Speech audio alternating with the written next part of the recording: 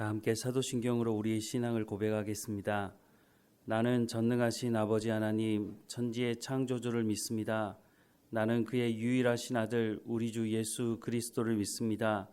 그는 성령으로 잉태되어 동정녀 마리아에게서 나시고 본디오 빌라도에게 고난을 받아 십자가에 못 박혀 죽으시고 장사된 지 사흘 만에 죽은 자 가운데서 다시 살아나셨으며 하늘에 오르시어 전능하신 아버지 하나님 우편에 앉아 계시다가 거기로부터 살아있는 자와 죽은 자를 심판하러 오십니다.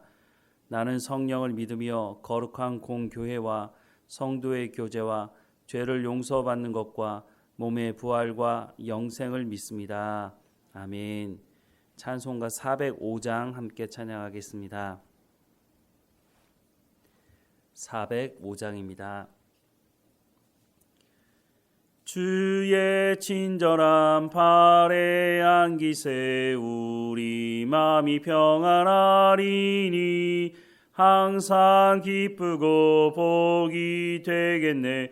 영원하신 팔에 안기세 주의 팔에 그 크신 팔에 안기세 주의 팔에 영원하신 팔에 안기세 날이 갈수록 주의 사랑이 두루 광명하게 비치고 천성 가는 길 편히 가리니 영원하신 팔에 안기세 주의 팔에 그 크신 팔에 안기세 주의 팔에 영원하신 팔에 안기세 주의 보좌로 나아갈 때에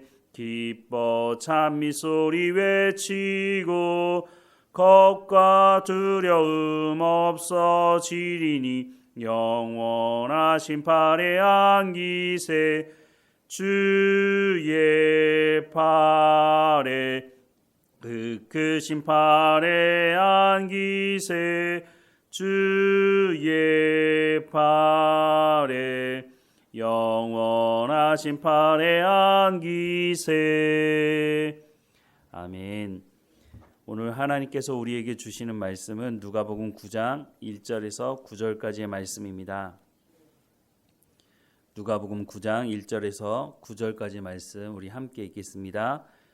예수께서 12 제자를 불러 모으사 모든 귀신을 제어하며 병을 고치는 능력과 권위를 주시고 하나님의 나라를 전파하며 앓는 자를 고치게 하려고 보내시며 이르시되 여행을 위하여 아무것도 가지지 말라.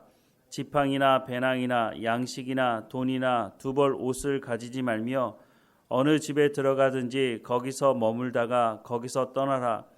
누구든지 너희를 영접하지 아니하거든 그 성에서 떠날 때에 너희 발에서 먼지를 떨어버려 그들에게 증거를 삼으라 하시니 제자들이 나가 각 마을에 두루 다니며 곳곳에 복음을 전하며 병을 고치더라. 분봉왕 헤롯이 이 모든 일을 듣고 심히 당황하니 이는 어떤 사람은 요한이 죽은 자 가운데서 살아났다고도 하며 어떤 사람은 엘리야가 나타났다고도 하며 어떤 사람은 옛 선지자 한 사람이 다시 살아났다고도 함이라. 헤롯이 이르되 요한은 내가 목을 베었거늘 이제 이런 일이 들리니 이 사람이 누군가 하며 그를 보고자 하더라. 아멘. 예수님께서 부활하신 이후에 제자들에게 지상 명령을 하시죠. 마태복음 28장 18절에서 20절 말씀에 보면 예수께서 나와 말씀하여 이르시되 하늘과 땅의 모든 권세를 내게 주셨으니 그러므로 너희는 가서 모든 민족을 제자로 삼아 아버지와 아들과 성령의 이름으로 세례를 베풀고 내가 너희에게 분부한 모든 것을 가르쳐 지키게 하라. 볼지어다 내가 세상 끝날까지 너희와 항상 함께 있으리라 하시니라 라고 말씀하고 있습니다. 이 말씀을 하시고 예수님 승천하셨죠. 이 사명을 오늘 우리에게도 주셨고 하나님의 말씀을 전하는 일들을 많은 사람들이 전했고 그래서 오늘 우리가 복음을 듣게 된 것도 하나님의 말씀에 순종한 사람들이 있었기 때문인 것입니다. 그런데 예수님께서 승천하시기 전에 제자들에게 사전 연습을 시키는 것이 바로 오늘 본문의 말씀으로 보입니다. 1절부터 6절 말씀을 다시 보면 예수께서 12 제자를 불러 모으사 모든 귀신을 제어하며 병을 고치는 능력과 권위를 주시고 하나님의 나라를 전파하며 앓는 자를 고치게 하시려고 내보내시며 이르시되 여행을 위하여 아무것도 가지지 말라. 지팡이나 배낭이나 양식이나 돈이나 두 벌 옷을 가지지 말며 어느 집에 들어가든지 거기서 머물다가 거기서 떠나라. 누구든지 너희를 영접하지 아니하거든 그 성에서 떠날 때에 너희 발에서 먼지를 떨어버려 그들에게 증거를 삼으라 하시니 제자들이 나가 각 마을에 두루다니며 곳곳에 복음을 전하며 병을 고치더라 라고 말씀을 하고 있습니다. 복음을 전하는 사람들에게 있어서 가장 중요한 것을 말씀을 하고 있는데 그냥 보내지 않으시고 예수님께서 복음을 전할 뿐만 아니라 귀신을 내쫓고 병을 고치는 능력도 주셨다고 말씀을 하고 있습니다. 말씀을 전할 때에도 자신의 말을 전하는 것이 아니라 하나님의 말씀을 전해야 한다는 것입니다. 어떤 사람들은 보면 자기 간증하니라고 정신이 없습니다. 물론 하나님을 체험한 것에 대한 간증을 할 수도 있지만 핵심적인 하나님의 말씀을 전하지 못한다면 그 사람에게 하나님의 말씀을 복음을 제대로 전했다고 말할 수는 없을 것입니다. 우리가 복음을 전할 때 이 태도와 자세를 가져야 합니다. 중요한 것은 하나님이 누구이시고 예수님이 누구이신지에 대한 말씀을 전하는 것이 복음을 전하는 데 있어서 가장 중요한 것이라고 하는 것입니다. 죄의 문제를 해결하시고 우리와 하나님과의 관계를 원수된 관계였던 우리를 회복하셔서 하나님과 화목된 관계로 이루게 하신 분이 바로 예수님이라고 하는 것. 그래서 예수 그리스도를 믿음으로 말미암아 구원을 얻는다고 하는 이 복음의 핵심적인 말씀을 전해야 하는 것을 말씀해 주고 있는 것입니다. 그래서 복음을 전할 때는 항상 겸손해야 합니다. 내가 능력이 있어서 내 말을 전하는 것이 아니라 물론 내가 체험한 것을 간증할 수는 있지만 예수 그리스도가 드러나야 하지 내가 드러나게 된다면 그것은 복음을 제대로 전한 것이라고 할 수가 없는 것이죠. 이 복음을 전하는 것을 통해서 교회가 교회다워질 수 있고 성도가 성도다워질 수 있다는 것도 기억해야 합니다. 우리가 복음을 전하려고 하면 하나님에 대해서 알지 못하면 어떻게 복음을 전할 수 있겠습니까? 우리가 예수님을 경험해 보지 않는다면 어떻게 복음을 제대로 전할 수가 있겠습니까?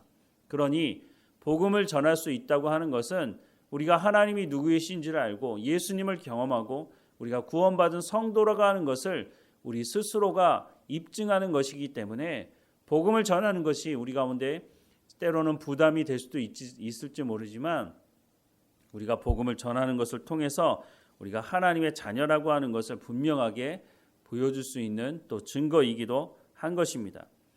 이런 복음이 전해지자 이 복음의 소식을 듣고 기뻐하는 사람도 있겠지만 이것에 대해서 거부하는 사람도 있음을 알 수 있습니다. 오늘 본문에 보면 분봉왕 헤롯이 등장합니다.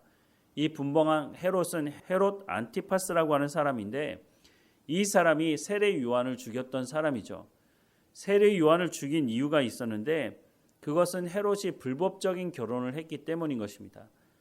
자기의 아내가 있음에도 불구하고 이혼하고 자기의 제수를 자기의 아내로 받아들였고 이 제수였던 헤로디아라고 하는 이 여자가 이 결혼에 대해서 잘못된 결혼이라고 말하는 세례 요한이 눈의 가시와 같은 존재였죠. 그런데 좋은 때가 되었다고 생각할 때에 세례 요한의 목을 요구했고 헤롯이 세례 요한을 죽이는 말씀을 성경을 통해서 우리가 보게 되는 것입니다. 하나님의 말씀을 전할 때 모두가 다 환영하는 것은 아닙니다. 분명한 것은 하나님의 말씀 듣기를 사모하는 사람들에게는 기쁨의 소식이 맞습니다. 복음이죠. 그러나 하나님 말씀을 거부하고 하나님을 대적하는 사람들에게는 하나님의 나라가 확장되고 하나님을 믿는 사람들이 늘어나는 것이 눈의 가시와 같은 것이라고 생각을 한다는 것입니다.